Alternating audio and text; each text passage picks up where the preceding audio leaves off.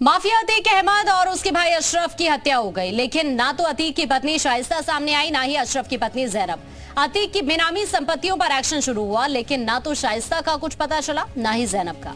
अब जैनब के अवैध निर्माण पर बुलडोजर चला, लेकिन एक बार फिर दोनों सामने नहीं आई।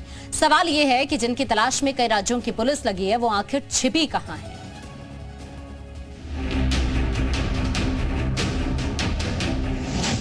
माफिया की पत्नी दे रही चकमा, कहां है मोस्ट वांटेड शाइस्ता।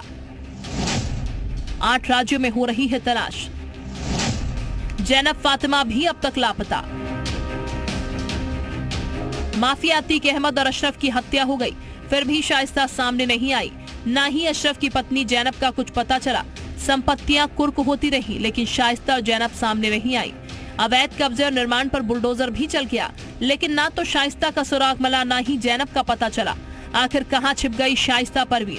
क्या जैनब फातिमा देश से फरार हो गई है? सवाल इसलिए कि 8 राज्यों में इन दोनों की तलाश बड़ी सरगर्मी से हो रही है, लेकिन अतीक और अशरफ की हत्या के 1 साल बाद भी दोनों का सुराग तक नहीं लग पाया।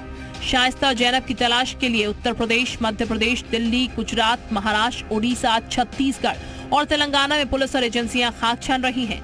इन 8 राज्यों को पुलिस को शाइस्ता और जैनब से जुड़ी सारी जानकारियां दी गई, लेकिन हाथ कुछ नहीं लगा। दोनों के खिलाफ लुकआउट नोटिस जारी किया गया, लेकिन जांच एजेंसियां कामयाब नहीं हो पाई।